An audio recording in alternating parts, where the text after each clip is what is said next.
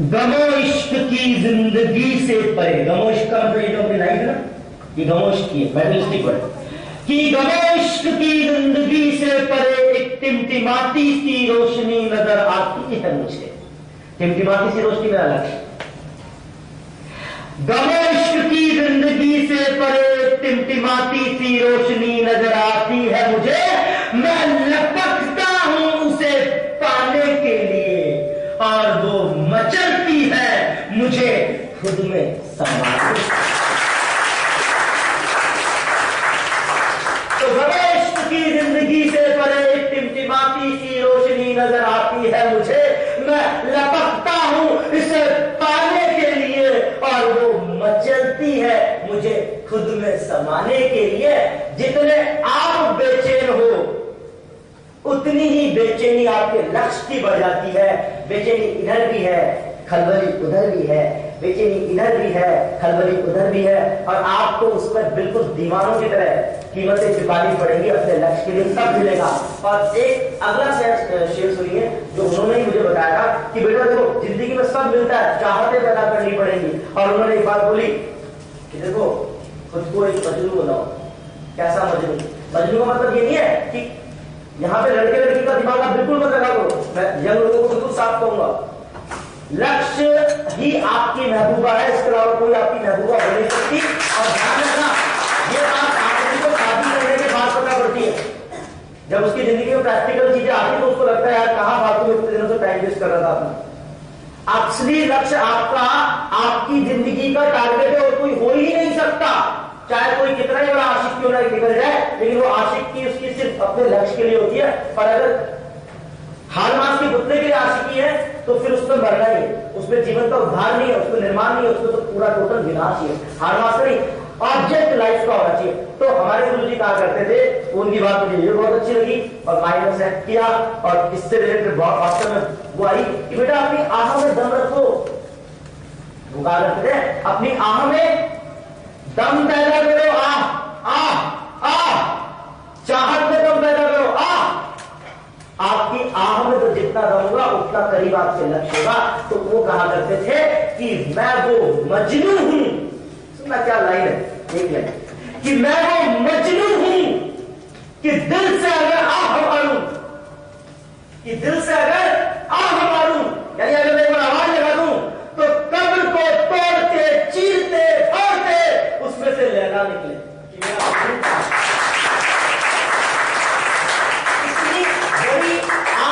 इतनी बड़ी चाहत जब आप में होती है ना तो लहरा निकल कर आती है। तो आपका लक्ष्य कहता है भाई कहां गया। मैं फिर आपको कहूंगा अपने आप को मैग्नेट बनाओ, चुंबक बनाओ।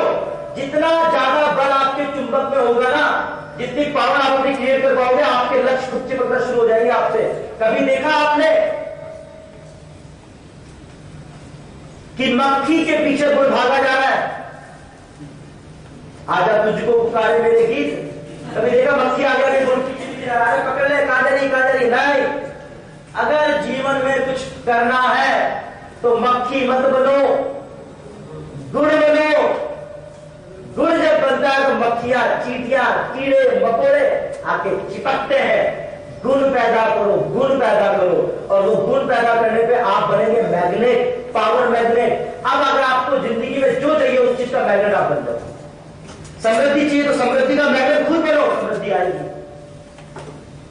खुद को पावरफुल बनाना पड़ेगा। कल वाली बात है, पुदीने का पौधा किसी को क्या छाया देगा। बरगद बनाओ तो, पीपल बनाओ तो, तब आपकी पावर निकल के बाहर आएगी। तो लक्ष्य बनाने का, लक्ष्य एक बहुत बड़ा टॉपिक अपन दिन भर डिस्कस करेगा लक्ष्य के ऊपर, तो भी कम पड़ जाएगा। स्पष्ट लक्ष्य बनाओ। एक तो ये चीज क्लियर करो, स्पेसिफिक होना चाहिए, पर्टिकुलर होना चाहिए। और दूसरी बात, कीमत अदा करने को पहले तैयार। प्रॉब्लम यंग लोगों की खासकर आजकल प्रॉब्लम हो गई है। आजकल की जीवन शैली देखकर और सब कुछ देखकर उनको सारा ऐसा लगता है सब हवा में काम हो रहा है। हवा में काम नहीं होते हैं। आपको जैसे आज आपको किसी गायक कलाकार की बात करें, अपन गायक कलाकार की बात करें कि यार कितना अच्छा गाना गाता, क्या आपको उसके पीछे की पता तो कितनी ज्यादा उसमें साधना की होगी। किसी तबला वादक को उसकी साधना आपको समझ में आती है? जिस व्यक्ति ने परफॉर्म करना होता है, जिस व्यक्ति को उसको बहुत ज्यादा ध्यान रखना पड़ता है एक चीज का, अपनी पूरी वेलबींग का ध्यान रखना पड़ता है। तो आप भी कर सकते हो, आप भी जिंदगी में बहुत आगे बढ़ सकते हो, जो आप चाहते हो उसकी तरफ सोचो। लेकिन पहली चीज क्या आज सीख रहे हो आप मेरे से? कीमत अदा करना। जिसकी कीमत अदा करोगे बस वही मिलेगा। श्री रामकृष्ण परमहंस से किसी ने पूछा कि क्या हम भी भगवान को देख सकते हैं, क्या हम भगवान के दर्शन कर सकते हैं, क्या हम भगवान से बात कर सकते हैं? तो रामकृष्ण परमहंस ने कहा बेहद आसान है, बेहद आसान है। तो बोले आसान कैसे है? बोले आसान बस ऐसे है कि जो भावना मेरे भीतर है वैसी भावना ले आओ। मतलब क्या? बोले देखो ऐसा है, तुम अपने परिवार के लिए रोते हो, बच्चों के लिए रोते हो, मकान के लिए रोते हो, प्रॉपर्टी के लिए रोते हो, अच्छे के लिए रोते हो, बुरे के लिए रोते हो, लेकिन कभी माँ के लिए रोते हो, माँ देवी के लिए रोते हो, माँ दुर्गा के लिए रोते हो। जिस दिन दिल से रो दोगे ना खुद आ जाएगी। अब प्रॉब्लम क्या है? आपके रोने में या माँ में?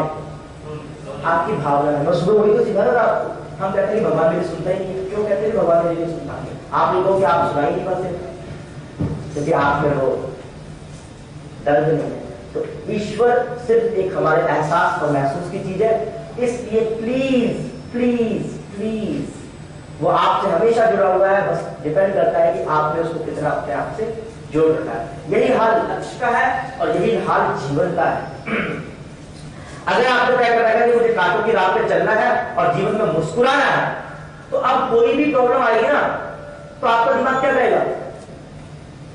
मैं तो पहले नहीं कर रहा था, कांटों की राह पे चलना है और मुस्कुराना है और जीवन को जीना है, खत्म बात। अब ये प्रॉब्लम आ गई तो क्या होगा? मैं तैयार हूं। ये प्रॉब्लम आई तो क्या होगा? मैं तैयार हूं। ये प्रॉब्लम आई तो क्या होगा? मैं तैयार हूं। You will smile. कभी महापुरुषों की जीवनी पढ़ोगे तो आपको पता चलेगा बहुत तकलीफों में भी वो लोग मुस्कुराना जानते थे। जब कृष्ण को एक बहेलिया ने उनके पांव में तीर मारा तो वो वहां से खून बह रहा था, उनको मर नहीं था। तो वो आया बहेलिया जिसने तीर चलाया था, तो वो आपको कहेगा हे प्रभु मैंने क्या कर दिया, आपके खून बह रहा है, आपको कितनी तकलीफ हो रही है। और कृष्ण मुस्कुरा रहे हैं और मुस्कुराते उसको कह रहे हैं वाह तूने मददगार कर दिया, बढ़िया कर दिया। आपको जाके इनको बोले आपको मेरे घर में कितनी तकलीफ हो रही है? बोले तकलीफ कहाँ हो रही है? ये तो क्या है, मैंने पहले से ही स्वीकार कर रखा है। ऐसे ही जिंदगी के अंदर क्या होता है कि अगर आप पहले से ही स्वीकृति दे दो, किसको? चाहे किसी भी प्रकार का दुख आएगा, किसी भी प्रकार की टेंशन आएगी, कोई भी पीड़ा होगी, मैं तैयार हूँ ना उसको झेलने को, मैं तैयार हूँ ना, आई एम रेडी। प्रॉब्लम आती नहीं है। आपने कभी किसी सरदार को देखा है? यहाँ तो कोई बैठा नहीं। सरदार जो होते हैं पंजाबी लोग होते हैं, सरदार जो लोग होते हैं, मैंने उनको बहुत कम टेंशन में देखा है। नॉर्मल जो लाइफ में लोग होते हैं उनको बहुत कम टेंशन होते हैं, कभी भीख भी नहीं मांगेंगे, कभी कोई छोटा मोटा काम भी नहीं करेंगे, जो करेंगे दिल से कमाए, दिल से तो कमाते हैं और दिल से खाते हैं। खूब खाते हैं। छोटा मोटा सरदार भी जो कम कमाता है वो भी अच्छा खाना खाता है, अच्छा खाता है, उसको खर्च करना आता है, क्योंकि उनकी लाइफ के अंदर जिंदादिली देखी जाती है। तो कोई भी सरदार कभी भी ऐसे बात नहीं करेगा टूटी हुई दिल की बात, मस्त रह रहे हैं चड्डे फट्टे, वो अपने अंदाज में रखा है। एक नेचर होता है, नेचर, ठीक है। और कुछ कास्ट ऐसी है, कुछ प्रजातियां ऐसी हैं जिनको आप कितना भी दे दो, कितना भी दे दो, ये अगर आपको तकलीफ ना गिनाए तो इनका खाना हजम। घर में खूब पैसा पड़ा है, खूब सब कुछ पड़ा है, लेकिन इनको क्या तकलीफें गिनानी है और बताना है कि मेरे पास नहीं है। मुझे लगता है कि नहीं बताने से ज्यादा। मैं तो एक चीज जानता हूँ कि मेरे पास बहुत कुछ होने के बाद भी मैं उस आनंद को नहीं उपभोग कर पा रहा। आपको दुनिया पहचानती कैसे? भाई आपके घर में कितना पैसा पड़ा है मुझे पता है कैसे, लेकिन आपके चेहरे से कौन से भाव पड़े हैं मुझे दिख रहे हैं। तो आदमी के घर में पैसा कितना पड़ा है ये इतना महत्वपूर्ण नहीं, आदमी के चेहरे पे भाव क्या आ रहा है वो बहुत महत्वपूर्ण, क्योंकि दुनिया उससे मिलाती है। जैसे भी आपके बैठे हुए और उससे बैठता हूँ, जैसे मैं क्या कई बार सोचता रहता हूँ, ऑफिस में बाहर बैठा रहता हूँ अपने, तो बच्चा है सबको देखिए ना, अंदर रखे बैठा हूँ क्योंकि मैं तो चिंता कर रहा हूँ, लोगों को लगे कि मैं टेंशन कर रहा हूँ है क्या, मेरे दिमाग में कुछ चल रहा होता है, मैं उसमें डूबा हुआ हूँ, उसका भी अपना कारण होता है। तो लोग मेरे चेहरे से मुझसे पूछते हैं सब ठीक ना, अरे मैंने कहा मुझे सब ठीक है रहता, कभी कुछ खराब होता ही नहीं और हो भी नहीं सकता, कुछ भी हो जाए खराब नहीं हो सकता कुछ भी, एवरीथिंग इज फाइन, क्योंकि जो हो रहा है अच्छा हो रहा है, जो हुआ अच्छा हुआ, जो होगा मैं टेंशन क्यों, मैं टेंशन क्यों, मैं टेंशन क्यों, ठीक है। तो चलिए अब अंडरस्टैंडिंग द ब्रेन फ्रीक्वेंसी बहुत इंपॉर्टेंट है। गुस्से वाली बात का जवाब भी आप देखिए यहाँ पे 4 फ्रीक्वेंसी लिखी हुई है आपके पास, बीटा, अल्फा, बीटा और डेल्टा। अब होता क्या है कि हमारा ब्रेन, जैसे आपकी नब्ज होती है, कभी तेज हो जाती है, कभी स्लो हो जाती है, होता है ऐसा? दिल की धड़कन कभी तेज कभी स्लो हो जाती है, और ये मोस्टली परिस्थिति का प्रभाव पड़ता है। हमारे दिल में आगे क्या चल रहा है, हम किसी टेंशन में, उनका बहुत फर्क पड़ता है, बीपी भी, है ना? अच्छा, इसी प्रकार से फ्रीक्वेंसी ब्रेन की भी होती है, माइंड की भी होती है। तो आपको क्या करना है, जिस समय आपका दिमाग 4 लेवल बताया है, बीटा, अल्फा, बीटा और डेल्टा, बताइए एक बार मुझे, बीटा, अल्फा, बीटा और डेल्टा। इसमें जो नीचे 2 वाले हैं ना, वो स्टेट तो जब है जब आप बिल्कुल ध्यान की स्थिति में हो या आप सो जाए, इन दोनों को छोड़ो। अभी अपने को बात करनी है बीटा और अल्फा। किसकी बात करनी है? किसकी बात करनी है? अब होता क्या है, आप जब अवचेतन मन की बात करते हैं, अवचेतन मन की बात करते हैं, तो वो या कुछ भी सीखने की बात करते हैं, या रचना की बात करते हैं, या निर्माण की बात करते हैं, या आगे बढ़ने की बात करते हैं, तो वो सारे काम बीटा पर कभी नहीं हो सकते। बीटा के अंदर आपके माइंड की फ्रीक्वेंसी मान लीजिए ऐसे चलती है, तो इस स्थिति में आप जो सोचने समझने की शक्ति है वो गड़बड़ होगी, और इस समय आपको गुस्सा आएगा, आप जो भी डिसीजन लेंगे वो गलत लेंगे। तो आपको एक नियम समझना है, आपको जब लग रहा है कि मेरा दिमाग बहुत बीटा, मतलब मेरी ब्रेन की फ्रीक्वेंसी बहुत तेज चल रही है, तो आप क्या करना चाहिए आपको खुद बताइए, आप क्या करना चाहिए? हाँ, उस समय आप अपनी आदत बनाओ, आपका दिमाग बीटा पे ही काम करता है, तो हर 1 घंटे बाद, 1.5 घंटे बाद, 2 घंटे बाद जब आपको थोड़ा सा टाइम मिले, या आपको कोई डिसीजन लेना हो, या आपको कोई निर्णय लेना हो, तो प्लीज अपने आप को काम किया करो। काम मतलब शांत। जैसे मान लीजिए आपको कोई जल्दबाजी में कोई डिसीजन लेना है, आप एक बार कोई सामने जल्दी वेट करो। अभी आप सब अल्फा पे आ जाओ, आपको देखो अल्फा पे सीखा बहुत दिमाग को तेज से करना है, आपको तुरंत गाड़ी नहीं रखेगा, कोई डिसीजन नहीं दूंगा, ठंडा पानी चाहो तो 1 मिनट के दिमाग को हाथ से अपने हो जाएगी। देखिए श्वास को गहरा अंदर लो सभी लोग,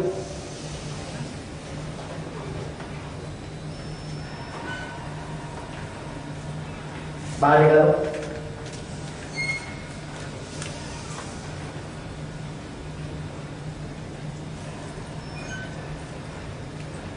अब क्या करना है, हाथ में रखोगे, क्या दिक्कत है, दबाना नहीं है, आपको अच्छा लगे तो अपन को नोट को दिक्कत, सबसे बड़ी बात होता क्या है। अब अल्फा पे आएगा कैसे दिमाग, अब आपको श्वास के साथ और श्वास निकालने के साथ कार्यक्रम चल रहा है, लेकिन अब कोई भी विचार दिमाग में ना आने दो और ना जाने, दिमाग में ना आने दो, कुछ मत सोचो, अच्छा बुरा परेशान हो, तो बस यही है सबसे इंपॉर्टेंट स्टेट। दिमाग को आपने बिल्कुल शांत कर दिया। आप ध्यान रखना, दिमाग जैसे ही फ्रीक्वेंसी जो इतनी तेज चल रही थी वो कैसे हो गई, रुक गई बच्चे। अब ये रुक गई ना, तो ये एकाग्रता शुरू कर दी। एकाग्रता इसके बाद क्या, ये मेडिटेशन इसके बाद ही कर सकते हो। अब आपने क्या किया, फ्रीक्वेंसी को रोक दिया। अगर आप इस चीज में सफल हो गए कि ना कोई विचार आ रहा है और ना विचार जा रहा है, अगर इस स्टेट पर आप जितनी देर आपके पास समय आप बैठ सकते हो, 1 मिनट, 2 मिनट, 5 मिनट, 10 मिनट, यही तो मेडिटेशन है। मेडिटेशन और कुछ नहीं है। विचारों को आना जाना बंद कर दो, दिमाग को शांति दे दो। अरे मशीन है कब तक चलेगी यार, कार चलाते हैं वो चलती रहती है, चलती रहती है, चलती रहती है, चलती रहती है, चलती रहती है, कितनी चल लेगी। थोड़ा रुकते हैं, थोड़ा आग भी खाओ पियो, पेट्रोल डालो, उसके भी पानी वानी डालो, थोड़ी मशीन को ठंडा हो, तो वैसे ब्रेन है हमेशा। कुछ लोगों को रात को भी चलता है, सोचे तो नहीं। आपने नोटिस किया, सपने बुरे बुरे आ रहे हैं, परेशान हो रहा आदमी, नींद प्रॉपर नहीं हो रही है, मन अशांत सा है, रात को बुरे समय भी, दिन में बेचैनी नहीं, क्या है। अगर आप प्रॉपर्ली सो नहीं रहे हो ना अपनी जिंदगी के अंदर, तो ध्यान कर लेना कि आप अपनी शक्तियों को नष्ट कर रहे हो। 6 घंटे 7 घंटे प्रॉपर सोना है इंसान को, प्रॉपर। उस समय कोई सपना नहीं आया, आप इस तरह है ये भी आज 6 घंटे 7 घंटे प्रॉपर नींद, जिसमें कोई सपना नहीं आए, कोई विचार नहीं आए, क्योंकि दिमाग उस लेवल पे क्या होता है, डेल्टा वाले लेवल पे होना चाहिए सोते से, जहां पे दिमाग शांत नहीं होता, फिर आप उठोगे तो ताजगी आनंद मिलेगा। ठीक है, तो मेरे कहने का मतलब ये है कि आपको जब भी ध्यान करना हो, आपको जब भी ध्यान करना हो तो कौन से लेवल पर होगा, से आपको जब भी कोई डिसीजन लेना हो मत करो जल्दी, थोड़ा रुक जाओ, थोड़ा पेशेंस रखो, और अगर आपसे गुस्सा हो भी जाए, अभी आपको क्या एक्सपीरियंस भी बताई है यहाँ पे लोगों की, गुस्सा होने पे हम लोगों ने क्या किया, ऐसा हुआ ऐसा हुआ, तो अगर आपको गुस्सा आ भी जाए तो ये मत टेंशन करो मैंने गुस्सा क्यों किया, पहले तो गुस्सा कर लिया, अब टेंशन किस बात की, मैंने गुस्सा क्यों किया, बोलो बोलो बोलो बोलो बोलो बोलो, जब आपको याद आए उसी समय अपने आप को कौन से लेवल पे ले आओ, बीटा से मुझे अल्फा में आ रहा है, मैं अल्फा में आ रहा हूं, मैं अल्फा में हूं, अल्फा। अब जब आपका दिमाग अल्फा